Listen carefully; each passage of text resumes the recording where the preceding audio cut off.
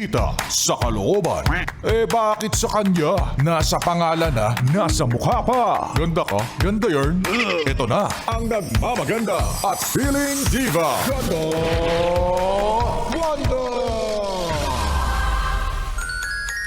Yes, friend! Left and right na naman ang iyong babayaran.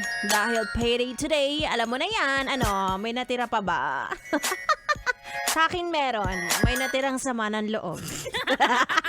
Magandang gabi, mga yes, friend. Kasama yun ako, it's me, Ganda Wanda, na masaya dahil payday. Ngayon, pero dahil ito na ang huling araw ng February. Siyempre, buwan ko yon. Buwan naming magaganda yon. Diba kung ano binagal ng January, siyang binilis naman ng Feb. Sabay-sabay po tayong mag-manifest ng magandang March dahil bukas ay March na! Umpisahan mo na mag-post ng March, please be good to me. Kahit ikaw naman talaga yung masama ang ugali.